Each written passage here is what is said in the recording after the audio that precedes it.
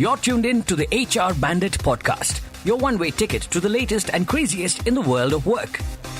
In partnership with Timber Media, podcaster for India Inc. is sponsored by Adrenaline E-Systems Limited. Hey, welcome to HR Bandit, the podcast where we cover the top workplace stories shaping the future of work every single month. I'm your host, Apoorva. And I'm Ankita. If this is your first time here, a big welcome and let us know over at LinkedIn how you found us. If this is you returning, a big hug and welcome back. The world of work has been a whirlwind, but September was also a month of firsts for us. Apoorva, this was a milestone month for you. Tell us why. A big one indeed. I celebrated my daughter's first birthday, which also meant that it was my first one as a mom. Let's just say it was equal parts cake, chaos, and joy. Congratulations. I am very curious about why the chaos. I'll find out later. But here's many more cakes, chaos, and joy. May it never cease. On that note, I didn't have any cake, but I did get to attend a talk by none other than the 44th President of the United States, Barack Obama, who was in Dublin. It was surreal, hearing him reflect on leadership, resilience, and optimism at a weird time in life.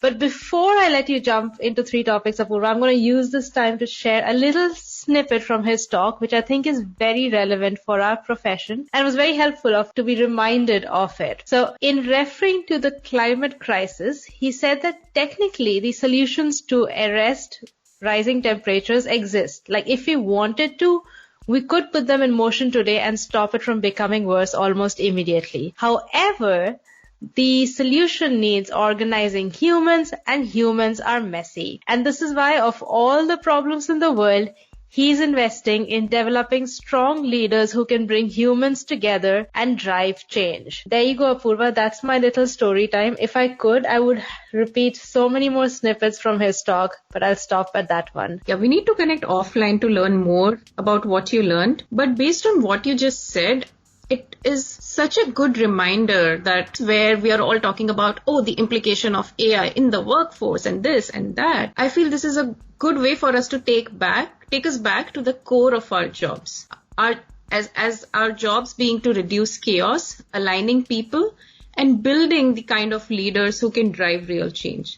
Whether it's in tackling climate change challenges or workplace challenges, HR is at the center of making humans move in the same direction. Now, with that, let me take us back to our podcast. So today, as usual, we will be covering three topics. For our first story, the rise of AI Workslop. Why low-quality AI-generated output might be quietly destroying productivity instead of boosting it. Second, the working week is back in the headlines, from Microsoft pulling employees back into the office 3 days a week, to Spain rejecting the 4-day week, and Silicon Valley startups experimenting with brutal 6-day schedules. And for our third one, a juicy one, Blind CEO survey reveals that employees think nearly half of the CEOs, including Satya Nadella of Microsoft and Cristiano Amon, Qualcomm, deserve to be put on a PIP or a performance improvement plan. Well, the lineup says it all.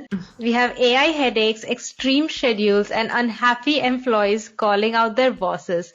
September was definitely happening. Apoorva, take us to our first topic. All right. So the first one related to AI-generated Workslop. Researchers from Stanford and BetterUp surveyed over 1,150 desk workers and found that too many employees lean on AI to crank up memos, emails, or reports only to force their colleagues to clean up the mess. The estimated cost, about $186 US per person per month in lost productivity. Even worse, people perceive those pushing out Workslop as less creative, less reliable. The irony is, while firms push for faster results via AI, many are ending up with more work and not less. The authors of this study, which was referenced in an HBR article, don't throw AI under the bus though. Their call is that we need to use it with intention, set quality standards, model good AI use at leadership levels, and treat AI as a collaborator and not a shortcut. The bottom line is that AI isn't the problem, but it is how we use it.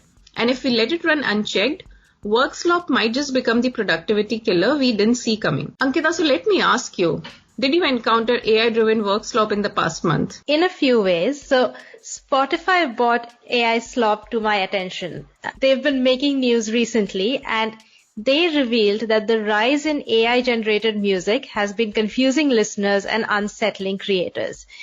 To quote directly from their blog, at its worst, AI can be used by bad actors and content farms to confuse or deceive listeners, push slop into the ecosystem, and interfere with authentic artists building their careers. That kind of harmful AI content degrades the user experience for listeners and often attempts to divert royalties to bad actors. Now, they claim to have deleted 75 million music tracks already. If you do a quick math, that's 3 fake songs for every 4 real songs. They're now building exclusive filters and most likely have to hire people just to update their labels, rules, and a bunch of other things to remove this AI slop. And it's not just with music, podcasts, and videos. There is Workslop, and you can see it in the emails that are being sent, right? They're twice as long as they need to be. Like literally, one colleague would go to ChatGPT and say, here's a one-line idea, convert it into a longish email that I can send to my colleague. It goes over to the colleague puts the same thing to ChatGPT and says, condense this into a one-line TLDR. And you could have just cut out the middleman and had A talk to B, but we have to use AI, be smart. So yeah, I think there is a massive misutilization of these chips and electricity just to send the one-line idea across. Yeah, this reminds me of an incident that a friend of mine was telling me where in their company they were using AI to summarize a long document that had to go to the leadership in the form of some bullet points. And the funny thing is they received like AI generated prompts from the leadership office that, hey, use this prompt to generate the bullets. When they generated the bullets, they found that the key ones that they would have wanted to highlight from the document actually did not make it. So it again became a manual effort to actually just put those few bullets and send it across. I think what it highlights, what you were saying, and this particular incident, what it highlights is we don't have to use AI for anything and everything. There is work that can still be done faster and more reliably without leveraging AI. And that's the key. Knowing when to use AI to your advantage versus when not to is going to be a key skill in the future. I also want to drive our attention to some simple ways that we can do to avoid Workslop.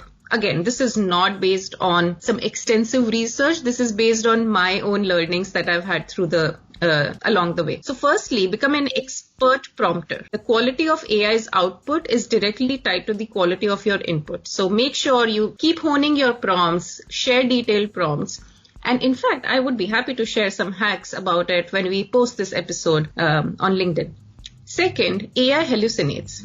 And a colleague at work suggested to me that just add do not hallucinate at the end of your prompts and you will actually get a better result. Lastly, focus on quality and not just speed. The fastest path is not always the best one. Similar to what I said in the beginning. I honestly still feel that for really getting us the out of the box ideas, we work much better than AI. Gen AI can, however, help us refine the idea and present it in a more sophisticated manner. But the bottom line lies in AI discernment, which is when to use AI by how much and when not to. There is so much to like in what you said. Firstly, I had no idea if I add do not hallucinate at the end of a prompt, it won't hallucinate. Like that's just like left me gaping for a bit. The AI input quality of prompts reminds me a little bit of a discussion I had with my colleague. We spent a fair bit of time writing an elaborate prompt that we would probably never reuse. And he commented to be like, I could have done the work faster than us actually writing this prompt. So maybe when it's going to be reused a certain number of times, then you can write a elaborate prompt. But when it's maybe for just once, maybe just do the task directly. Which brings me to the point of your AI discernment. I love that line. I do think AI discernment is the new digital literacy. I like how whatever Gen AI tool we are using to give us our scripts gives us a memorable phrase each episode. However, coming back to AI discernment, I think productivity gains will remain theoretical and burnout will become very real if we don't learn how to manage AI slop. Even more ironically, we might just end up hiring people to clean the AI slop versus letting them go. So yeah, the only last thing I would say here is that there is short-term productivity loss when you start using AI, because you are learning it, you are honing your prompts. Like you said, building that prompt itself took time, more time than the task. But as you start using it again and again, recycling that prompt, it will give you that productivity gain. So I think we should also not be bogged down if we see that we are going slower. We might have to go a little slow in the beginning to go faster later when it comes to the AI. miracle of all things. Okay, with that, I'm going to bring us to a second story. This one breaks my heart. So it is all about the tug of war over the working week. As much as I continue to dream of us someday moving to a 4-day work week while I'm still alive, the dream seems to be becoming increasingly distant. In September, Microsoft doubled down on a 3-day in-office model. Spain rejected the idea of a nationwide 4-day work week despite global momentum. And in a shocking twist, parts of the Silicon Valley are embracing 6-day schedules reminiscent of China's notorious 996 culture. And I totally understand, Ankita, why this is breaking your heart. You've been talking about 4-day work week in our trends or not a trend for the past 3 years, I guess. But anyway, I don't know if it's because I'm in Silicon Valley myself, but I'm not surprised to see the shift to more stricter work days and 4-day work week seemingly being more far-fetched. So what stood out to me was the 6-day work week. When I brought it up with a few friends here in Silicon Valley, none of them was surprised. In fact, they said that it's exactly what they are experiencing. And it ties right into this trend of job hugging, where people cling to their current roles despite the grind simply because of the fear of layoffs, slowed hiring, and AI disruption, making stability feel safer than taking a risk. So even if the hours and the work weeks are creeping up, many employees are choosing to hold on rather than hop, which then becomes this vicious cycle. I still hope that somehow the European Union passes some law which makes 4-day work week a mandate despite Spain rejecting it. But it does say a lot about organization values, cultures, and a lot of other things, right? I think Spain rejecting the 4-day work week signals caution, like they're not ready to overhaul. And I know Spain worked really hard to actually get their reputation and their economy to shift. So I can understand their hesitation. However, Silicon Valley's 6-day hustle seems insane. Like maybe they're feeling left behind in the AI arms race, or I can't imagine a world where we would go backwards, but I think the entire world is receding. So this isn't a shock. So compared to all of this, Microsoft probably has the best news where they have only 3 days in the office and they're maintaining the middle ground, but let's see where that goes. Yeah, I think a good homework for us would also be to find out, there were some countries that had passed 4-day work week as a legislation. Maybe go back and find out how those countries are doing. Have they lost any productivity as a result? And we can report back in our next episode. All right, with that, let me take us to our third and final story, which is the spicy one related to blind CEO performance review survey. What started in 2023 is gaining momentum. This year, the survey asked 3,545 verified employees across 42 companies to rate their CEOs on a 5-point scale designed to mirror employee performance reviews. The scale read as far exceeds expectations, exceeds expectations, meets expectations, needs improvement, and unsatisfactory. The results are out, and 43% said their CEOs deserve a performance improvement plan, including names like Mark Benioff from Salesforce, Jack Dorsey, Block and ex-Twitter, Ivan Spiegel, Snap, Cristiano, Amon, Qualcomm, Alex Chris, PayPal, and Satya, Nadella, Microsoft. That seems like a very harsh indictment to me. But Ankita, are you happy that Jamie Dimon didn't make the list? Jamie Dimon, he must be really happy. But I don't know whether they scrutinized financial firms like they did everything else. Now, I really enjoyed reading Blind's blog post on this survey. Now, it shows that on one hand, CEOs are under immense pressure in this AI-dominated volatile market and constantly being evaluated by the board. But on the other hand, employees are clearly losing patience with the leaders who appear disconnected or indecisive. And most of their angst is with people-related decisions such as return to office, layoffs, and poor salary increments. So I guess we are also under fire indirectly. But the thing that stood out for me was on September 11th, there was a virtual meeting where Microsoft's Satya Nadella actually made an admission to having blotched in certain areas and said he and his leadership team definitely needs to improve and will improve. I haven't seen many CEOs, and in fact in the recent past I've not seen any CEOs acknowledge that they made a mistake or did something poorly and commit to publicly fixing it. So I'm hoping Nadella gets a better 2026 rating and he's taken his PIP seriously. Yeah, I think this also tells us something important, where our function and leadership need to start taking external platforms like Blind and even Reddit as real-time listening mechanisms. Much like how marketing tracks consumer sentiment. Because when employees are venting outside, it's often a sign that our internal surveys either aren't cutting it or they don't feel safe enough to voice their concerns internally. So I think there's a bit of a gap between what organizations think they are hearing and what employees actually feel that some of these platforms can help us bridge. And I think Satya has set a great example by acknowledging it. I am curious whether he actually saw the Blind survey results or not. I'm hoping a lot of other CEOs see it and are either amused or concerned by it. But either ways, I think it is a good one to take a look at. I also think it has, to your point, they were extremely harsh, right? Like at a normal bell curve, you won't put 43% as unsatisfactory. So I wonder whether we're just in a lot of angst and whether that will change. Yeah, it could also be some, how people say about Google reviews, where unless you have a bad experience, you don't take the time to go and post one. So maybe that's something which is reflecting these surveys. But nonetheless, when I go through some of these posts, there are pointers that companies could take back and work on if they really want to. Absolutely. Okay. With that, we're going to wrap our 3 topics with a very pretty bow.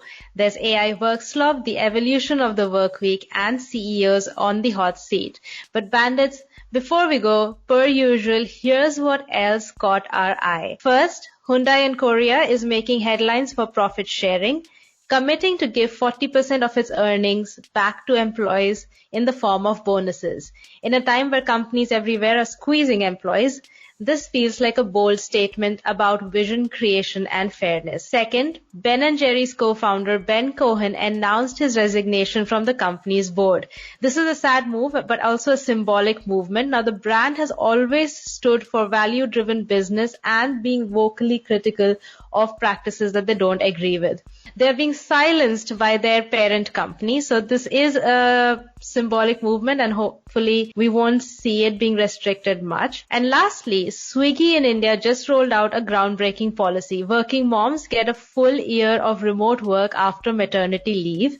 It is one of the most progressive approaches to supporting new mothers in corporate India, and it will be fascinating to see if others follow. Okay, well, that was a lot, Ankita, isn't it? So another month which showed us that workplace never sleeps and neither do we. So, however, after the last month's birthday celebrations, I sure could use a nap or two. Well, I hope you get some well-deserved rest, Apoorva. I know I wake you up early in the morning to record this episode. But bandits, thank you for tuning in. Don't forget to follow us on Spotify, Apple Podcasts, or wherever you listen to your podcasts. And until next time, this is Ankita. On behalf of Apoorva and NHRDN, we are out. You're tuned in to the HR Bandit podcast, your one-way ticket to the latest and craziest in the world of work. In partnership with Timber Media, podcaster for India Inc. is sponsored by Adrenaline E-Systems Limited.